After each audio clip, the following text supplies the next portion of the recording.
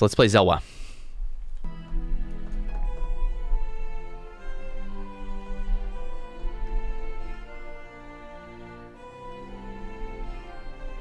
Okay. It's all about staying strong until we start hitting our swing at level 4, and particularly level 5. I wonder if this is a free roll. I don't mind Fanny purchase right here in the beginning and roll and see if we can hit anything Gucci off of that. Most similar to Hearthstone Battlegrounds, yes. I'm glad you like the missing digital. I'm a fan myself. Fanny Fanny? Against Wonder Waddle, the Magic Dragon. Okay, we're gonna try. A 4-4 and a 2-2, if they've greeted hard for animals, could win, and then this 4 glory really could set us up to keep health through the entire early game, and that's massive.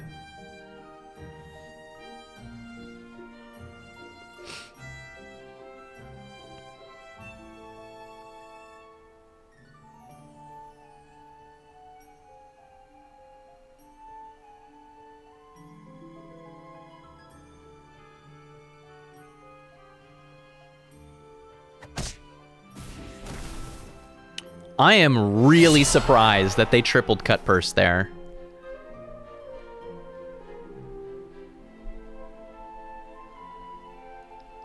To the point to where it's like, I'm not sure I want to do this. I want to buy the tiny. It's probably tiny golden chicken. And lock. And then do the Fanny triple next round. Or even buy and sell golden chicken and put a Humpty Dumpty in. I don't mind that.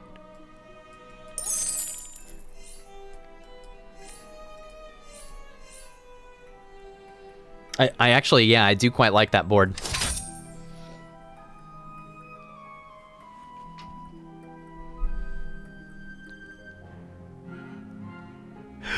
Johnny Devo.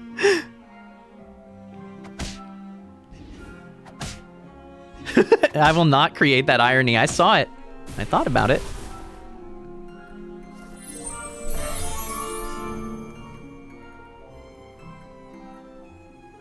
I feel like Fanny and White Stag right here is very strong.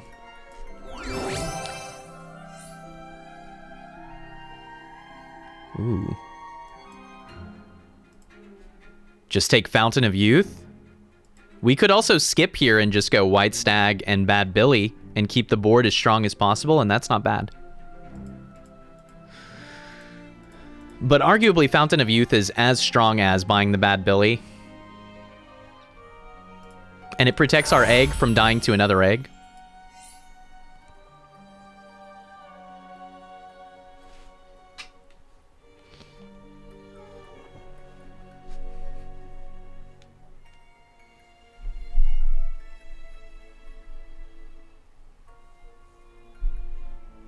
Bounty and Ogre.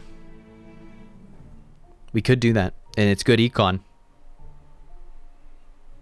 I think the name of the game in the ladder is basically just see if you can avoid taking any damage at all for, let's say, on the order of 8 rounds. If you can do that, you'll take a top 3.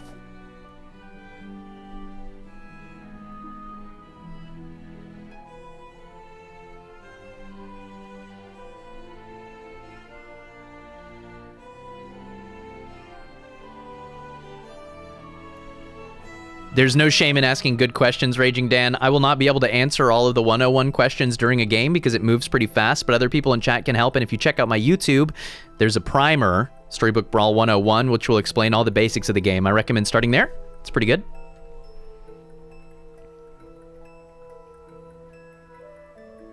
I actually think Trojan Donkey could be acceptable here, but I wonder if we're just looking for triples, strong triples.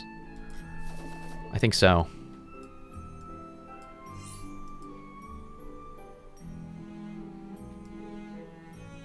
I don't mind the crafty here either.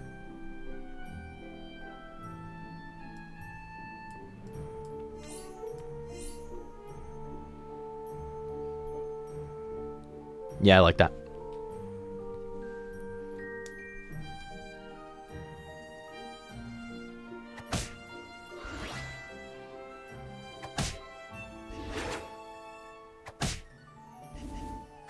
Those were rough hits, but I think because both of the stags landed their hit, we're going to be more than fine here.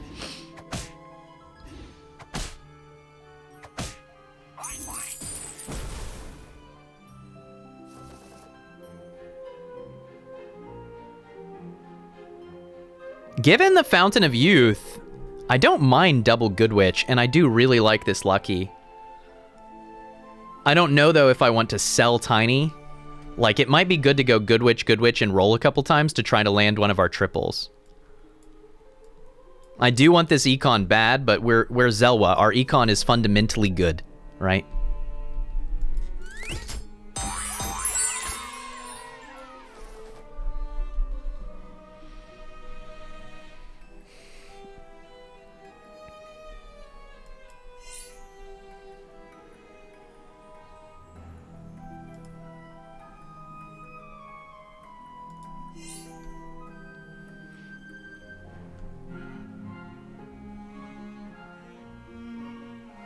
We could sell Golden Chicken to take a Tiny.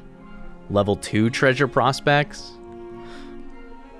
Part of me wants to sell Mim to roll one more time to maximize our odds of seeing the level 3 triple. I think I'm going to do that. There it is. So, okay. I love this because very rarely do I get to demonstrate why I make that move. That's a pretty rare move. It was one of the first questions I ever got in Storybook Brawl is it ever correct to sell a unit to roll to potentially lock when you're about to level up? And the answer is, if you are really trying hard to get yourself a triple or a treasure at your current level, it might be worth it.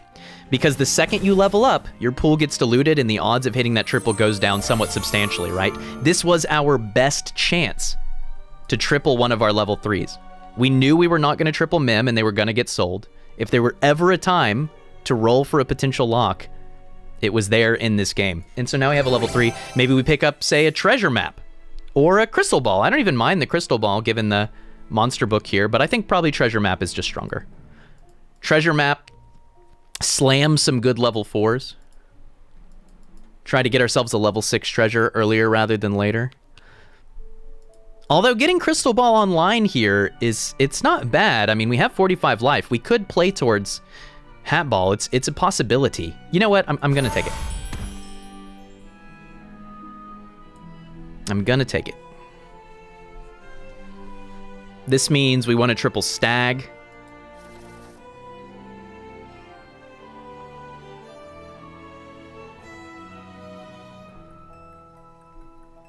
We don't have any royals, so Court Wiz ain't it.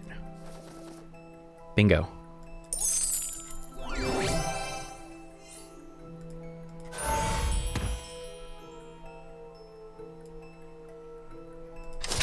I didn't really get to look there,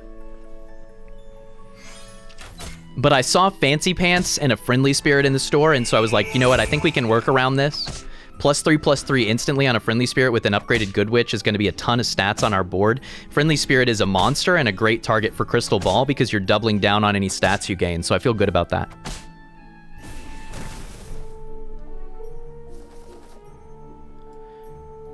Spirit? I think I just take the second one. I don't think we try to, like, buy and lock or anything wacky. I actually like Beauty's influence on this book. Feels weird because it's less likely to die, but...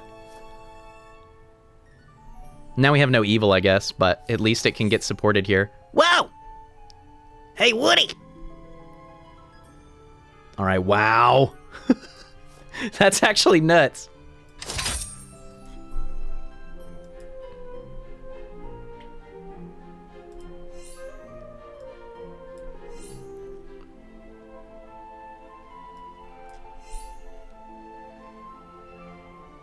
Next round, triple Friendly Spirit with the Fancy Pants value.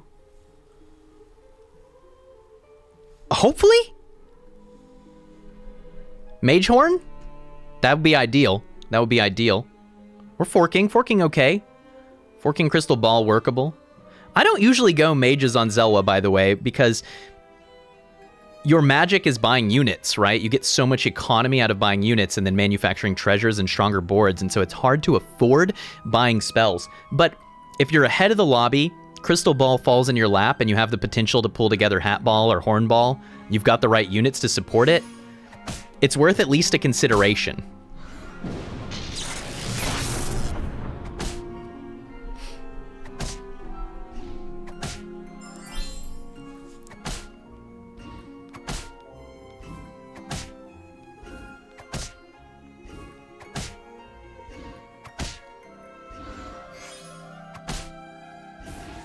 Nice.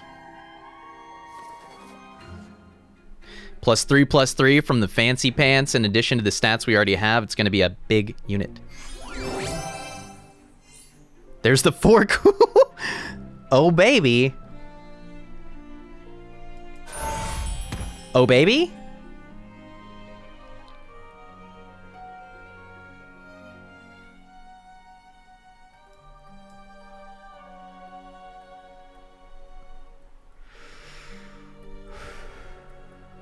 Part of me wants to take a River Wish, but... yeah, what is our other level 4 triple going to be? Monster Book, I guess. Potentially like a Sporko or a Lady of the Lake. Yeah, that looks pretty good, right?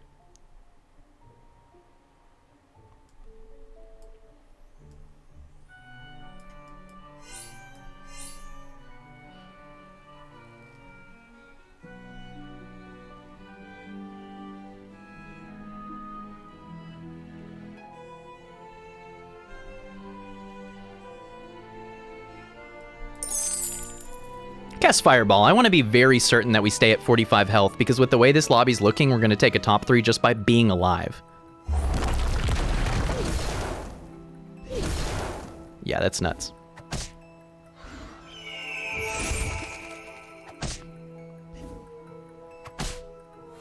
Aeon to fill Hat Roll is going to be very reasonable for us, I think. Since we already have Fork Ball, we can buff it fairly substantially. So Aeon, I think, is going to be our best bet.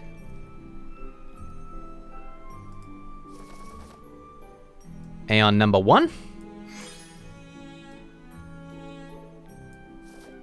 Double Beauty's influence on it to get some stats right away. Honestly? Yeah. This is pretty money, man.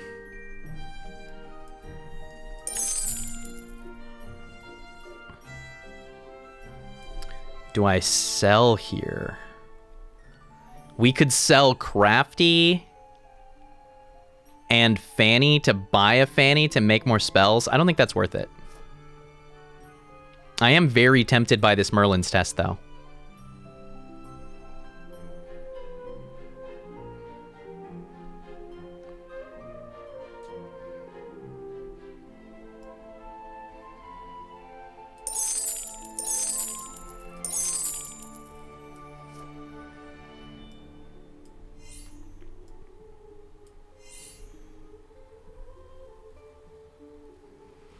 Definitely want to make sure that Aeon gets a Slay. I think that's more important than getting the scaling off of Monster Book plus Aeon on our mages. That's +1 attack for the board, so, you know, on the order of +5, +6 attack. But if we can get -1 cost on spells, we can really scale next turn. I think that's much stronger. There are some of our mages.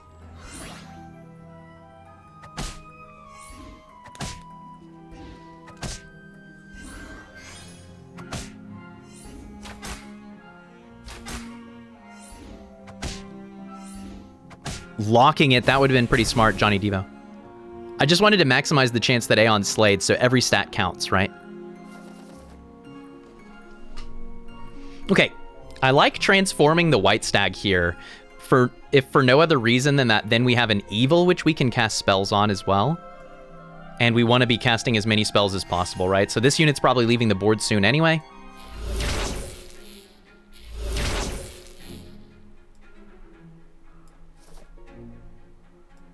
And there it goes. You know what? We should have bought this tree, actually. Okay, I need to stay very focused now, because this is where it starts to get truly ludicrous.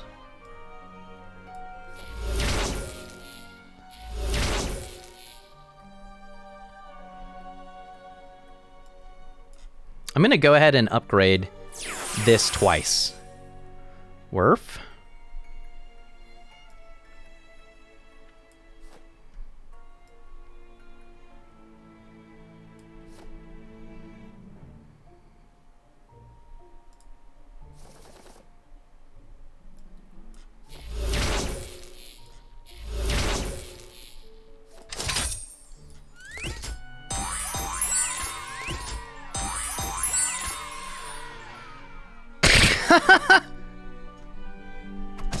Hell of a turn. That is so unlikely.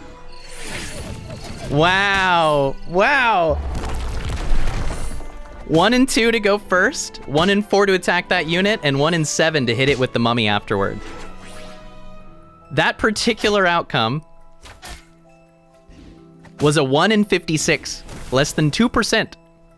And that means we can't cast so many spells this turn. But I think that we can't cry too much, given that we have 45 life and nobody else has any more than 10. So we're just gonna have to suck it up. Just gonna have to suck it up. I actually like Gloves of Thieving here over the Fancy Pants at this point, and the reason I like the Gloves of Thieving is it's just more units for us to cast spells on and to bolster our economy. And if we happen to grab a mage from, who was it, the Mordred? Oh, they're dead. We could get a mage from Peter Pants, actually. Rest in peace, Mordred. We could be taking Blind Mice right now as well. Yeah, but this is going to be it, and we just want to buy Spellweavers, right? Like, that's really what we're missing. All right, I'll stay focused. Boom. Wow. Never mind. Gloves of Thieving is gone. Okay, I probably should have taken that Soul Tack, to be honest.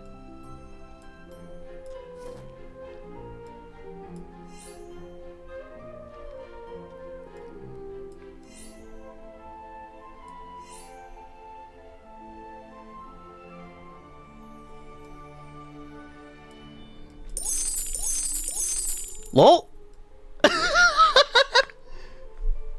Suddenly, one Baba. Well, it could work.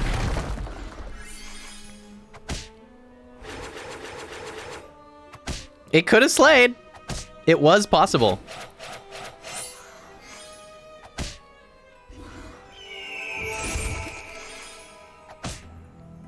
I think that actually was supposed to be an instant lance. Yeah, we were supposed to get it in front of the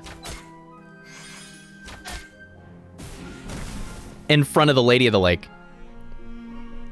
I wasn't that worried about it though, right? And I had like a half a second left to put a board together, so I was mostly just playing for speed. We need to be casting a bunch of spells now, and I don't actually care about level 5 treasures. But I don't mind having an upgraded Baba Yaga, given that we have this Southern Siren. It's not a bad unit for us, right? It's a monster to buff as well. But we've already got Friendly Spirit on the monster front. We really could put an Oni King on the board at this point, and it wouldn't even be bad. No trees.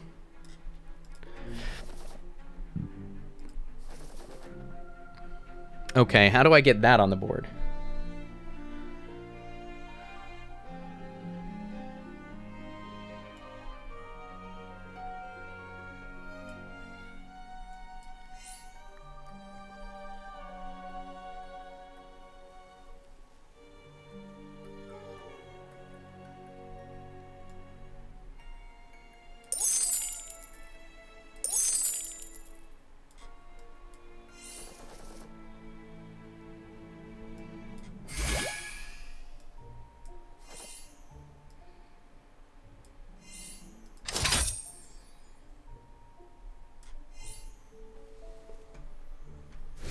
I think we just pressure the lobby as hard as possible at this point.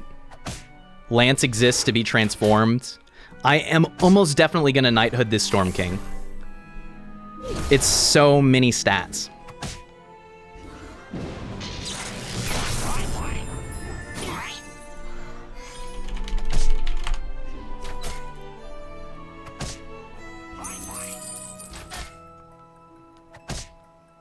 Roll the Wizard's Familiar. I'm okay with that. I would much rather pick up Spellweavers at this point. We're pretty constrained. We're pretty constrained.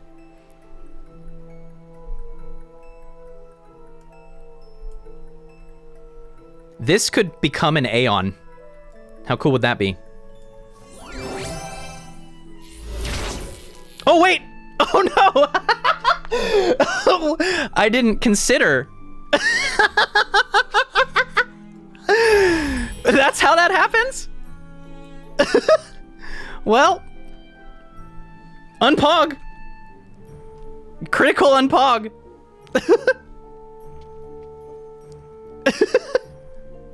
Oh. Huh.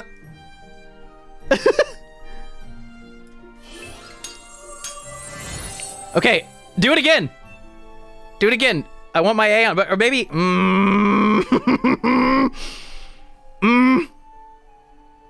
It probably just makes us win, honestly. Ah!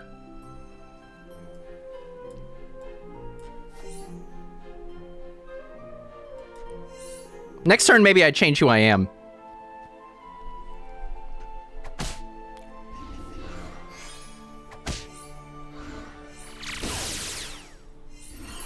You have a Doom Breath? It's okay, we have a Storm King.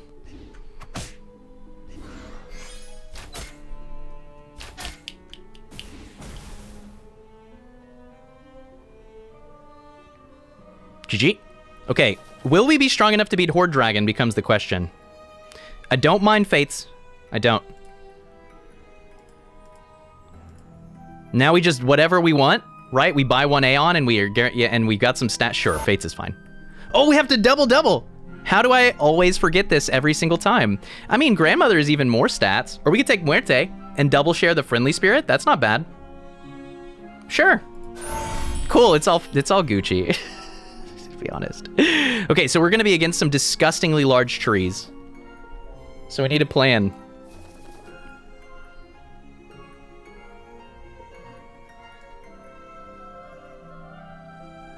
It looks kind of like a plan.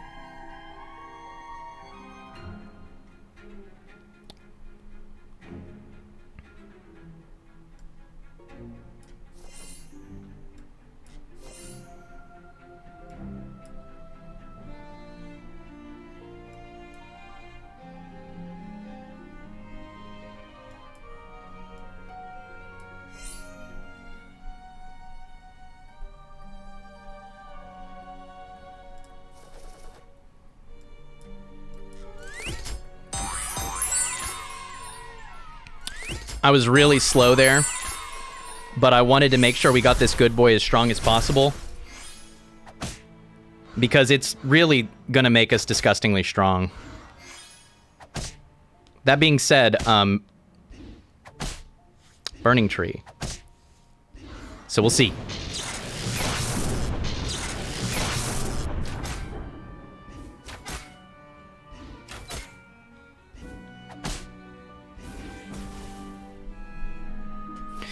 We just need to keep feeding this boy. This would give us a Royal and a Treant.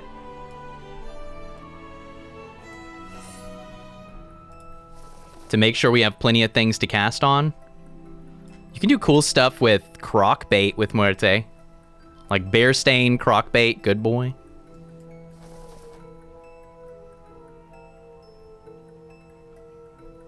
If we want an instant level 4 treasure,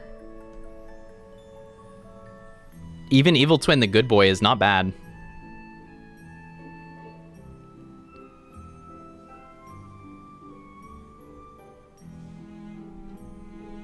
If that's going to be the way we win.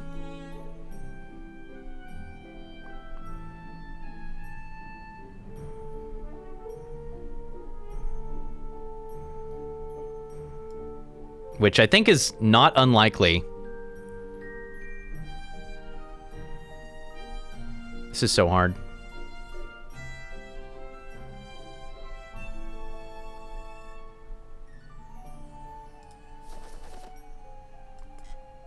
Oh my god, there was a Storm King there, Twitch chat.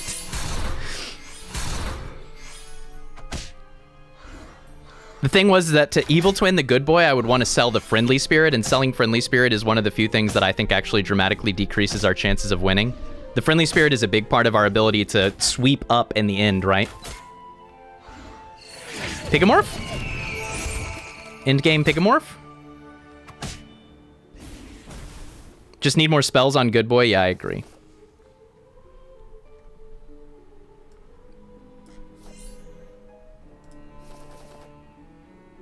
There's a Spellweaver, but I don't think that's where we are now. We could do a Robinwood here, and it would buff the boy. Let's focus on finishing some of this stuff.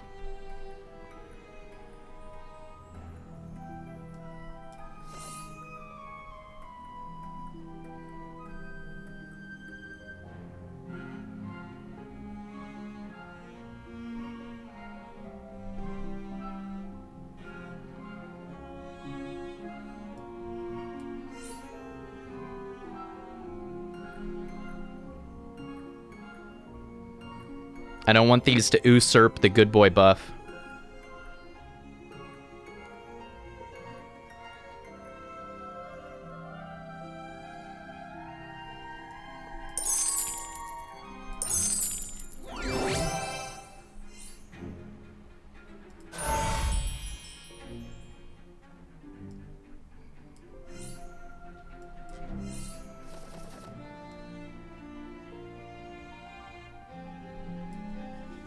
I don't even think Storm King is enough at this point. I really do think it comes down to the boy.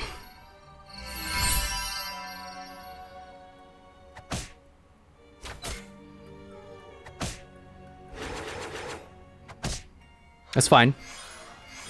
Double procking a huge friendly spirit is far from the end of the world.